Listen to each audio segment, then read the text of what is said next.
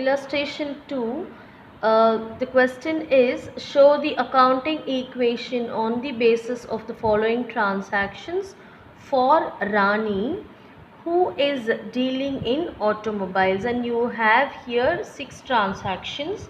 So anyways, I'm going to do it in the accounts notebook to show you how to write this kind of a problem in your accounts notebook. Since you're handling this for the first time, please do listen it carefully. Okay, so first transaction is given as started business with cash. Before even that, you must know how to write the format. Okay, so here I have written illustration 2. To that, in the middle of the notebook, I have written in the books of Rani, because Rani is the person's name given here in the question. Okay, so Rani.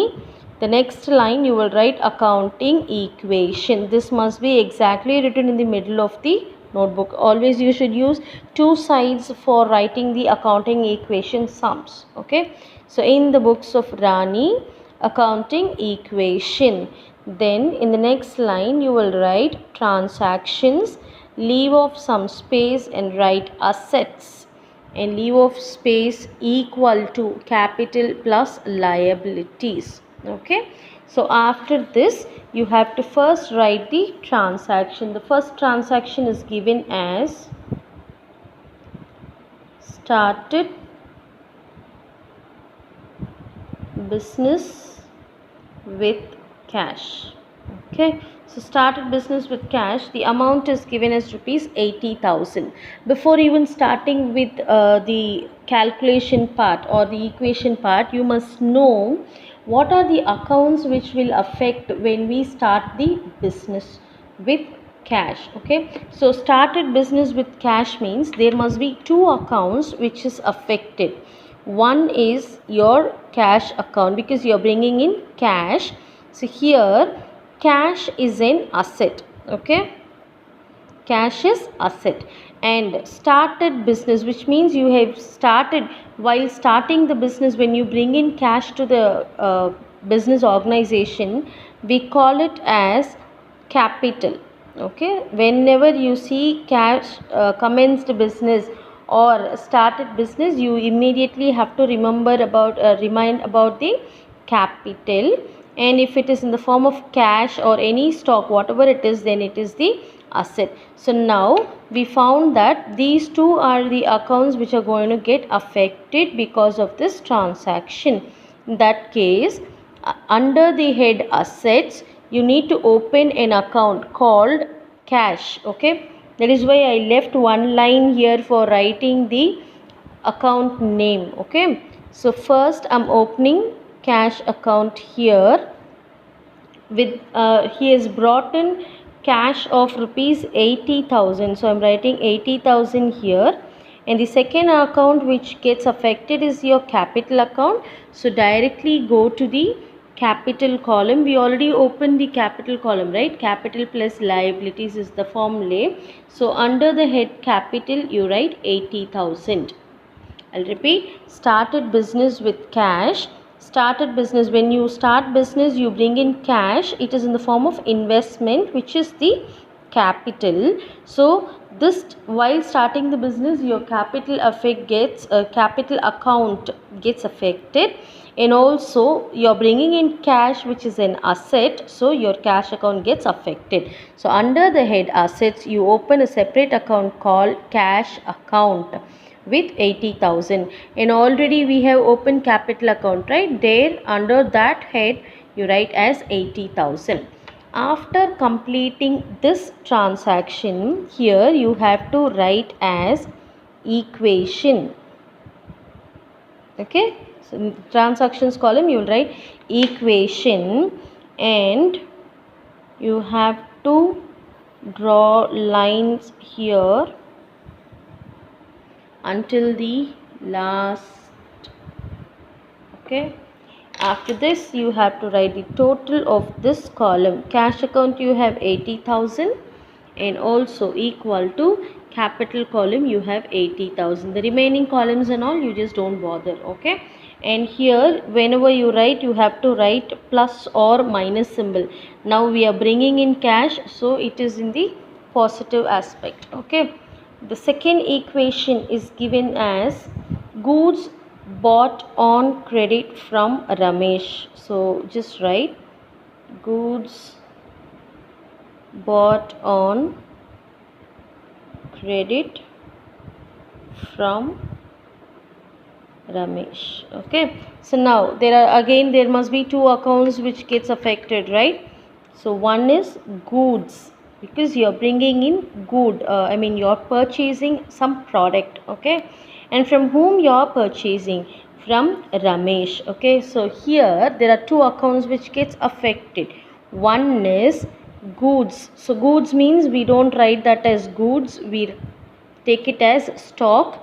Again, stock is an asset. Okay, so stock is an asset, and Ramesh is the person from whom we are purchasing on credit, which means we become the creditor of the business. So you will write creditors under the head liabilities. Why we write creditors under liabilities is because we have got some financial obligations from others. Okay, which means we have to pay to Mr. Ramesh at a later stage. So we become the creditor. Nama kadan vaangirkom, so we become the creditor whenever we get any credit from others or loan from banks. In that case we become the liable. We become liable. So these creditors, loan from any bank and all will come under the topic liabilities. Okay, so now we are purchasing goods worth rupees 10,000 on credit. So stock is the account that we have to open under the head asset. Okay, already we opened cash. Now we are going to open again another account, which is going to be stock account. We are purchasing for rupees 10,000. So exactly straight to this line you have to write plus 10,000. We are purchasing, so plus 10,000 under the head stock. Now since we are purchasing it on credit, you have to write under the head liabilities.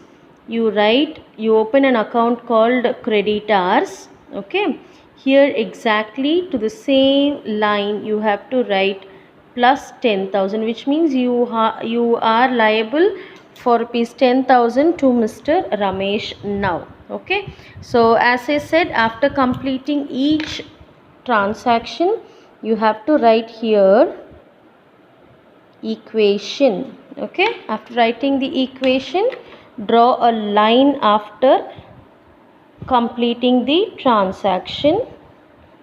Draw a line here until the end, and now under the head cash you have 80,000, so write here as 80,000. Now under the head stock you have 10,000, so write here as 10,000. Then move on directly to the capital account. You have rupees 80,000. Okay, again under the head creditors you have rupees 10,000 now, right? Third transaction is given as purchased furniture for cash. Okay, now again we need to find out the two accounts which gets affected.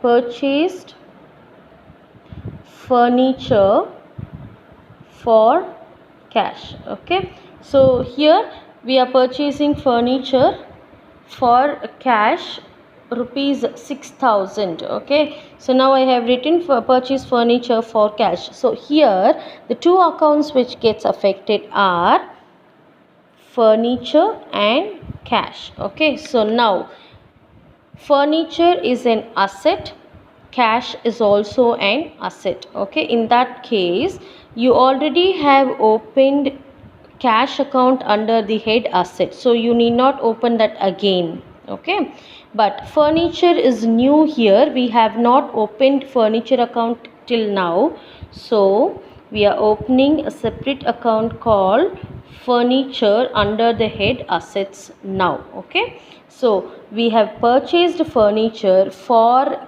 cash, which means furniture is coming into the business. So you will write plus 6,000. We are purchasing it for rupees 6,000. So under the head furniture, you write plus 6,000.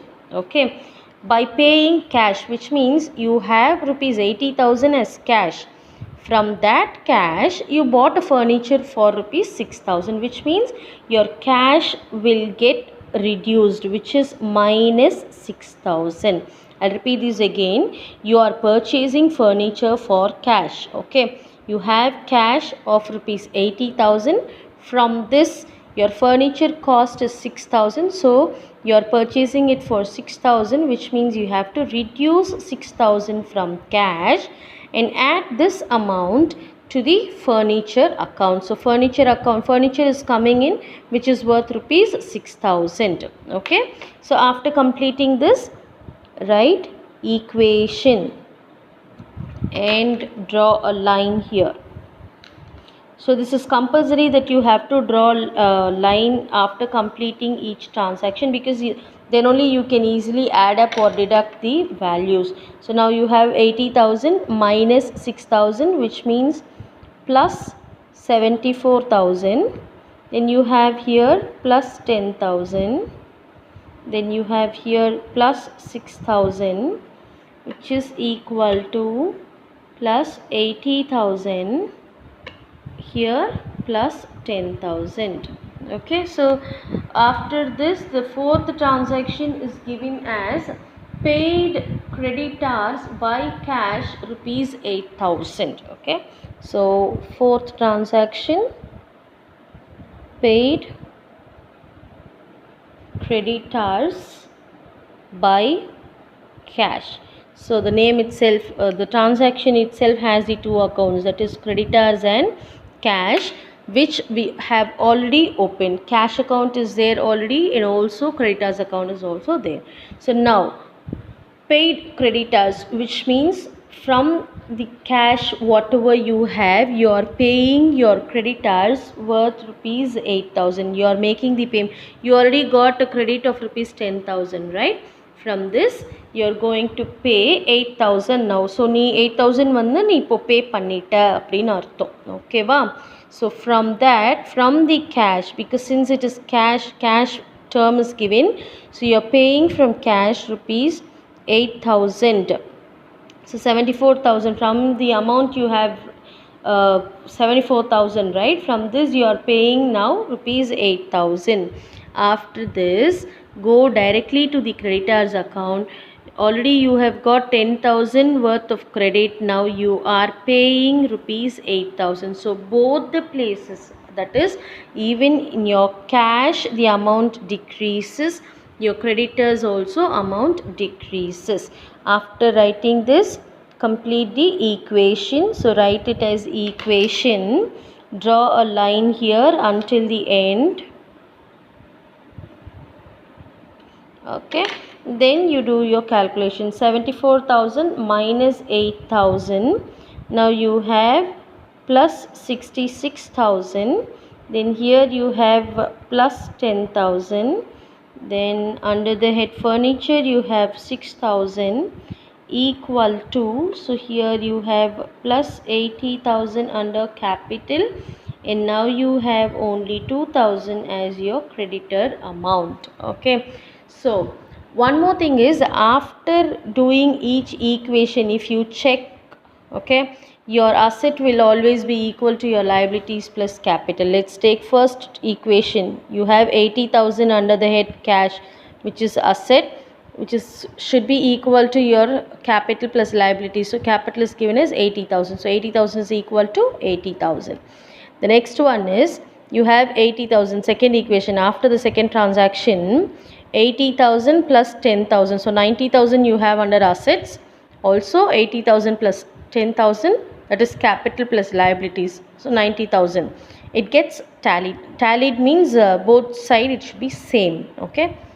Next is, after the third transaction, the equation is 74,000 plus 10,000 plus 6,000, which is again 90,000.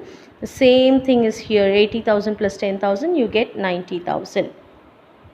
After the fourth transaction, your equation shows 66,000 plus 10,000 plus 6,000, which is 82,000. And also here also you have 80,000 plus 2,000 is your creditor now. So you have 82,000 now. Okay, let's move on to the fifth transaction. Fifth transaction is given as purchase goods for cash. Okay, so you'll write purchased goods for cash. Again I'll repeat, purchase goods for cash means here it is bought for 2,000. Okay, always goods means you have to treat it as stock. Okay, always. If any asset is being specified, like how it was like furniture, okay, like machinery, all such things, if it is specified, well and good. If not, goods are given, in that case you will take it as stock. Then you have your cash here. So these two are the accounts which gets affected now. So you are purchasing goods for rupees 2,000. Okay, for cash rupees 2,000, which means first you write your stock. Okay, under the head stock, stock is coming in, so you are adding 2,000 here. You are purchasing by paying the cash, purchase goods for cash, which means from cash you have to reduce that amount of rupees 2,000, which is minus 2,000. So after that you again write equation.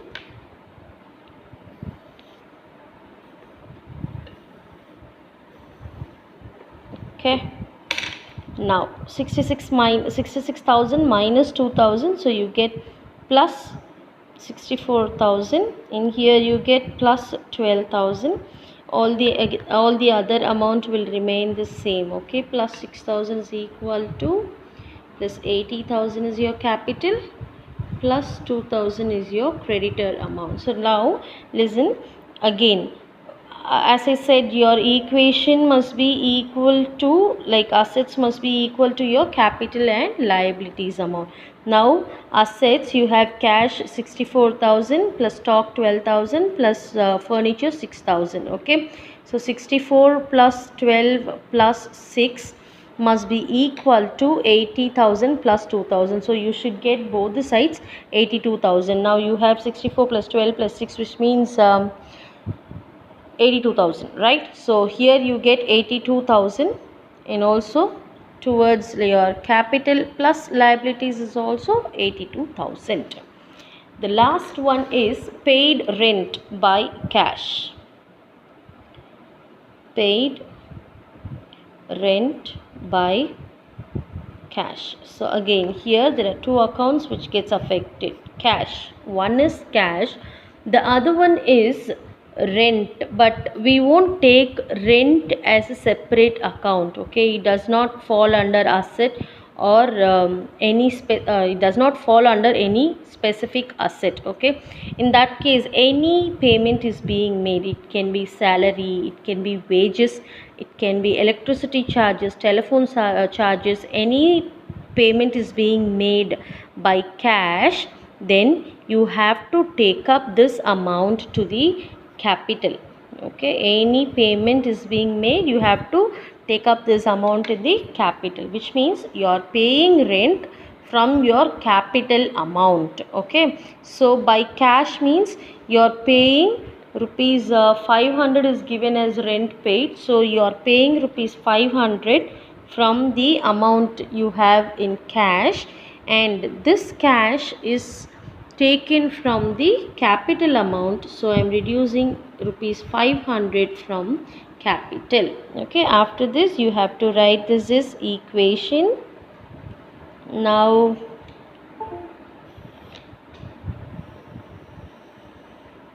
okay, you'll write 64,000 minus 500, you get 63,500. then you have plus 12,000 in your stock, plus 6,000 in your furniture account, which is equal to plus 79,500 plus 2,000 in your creditors account. Okay, so after this we have now written all the equations, right?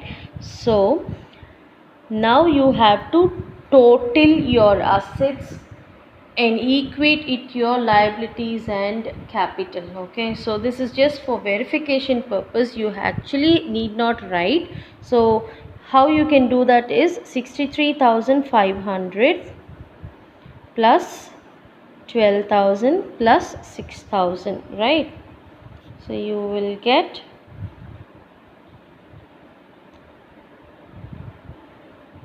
81,500 as your total assets, okay, which is stock, cash, stock and furniture. All these three alone are your assets. Then you have capital, which is 79,500, creditors 2,000. So again 79,500 plus 2,000, you get rupees 81,500. So your asset is equal to capital plus liability. So what you have done now is correct. Okay, so after doing this, how you have to complete this is you have to draw lines after each account. So after drawing lines, I'll send you the snapshot of exactly how this sum should look like.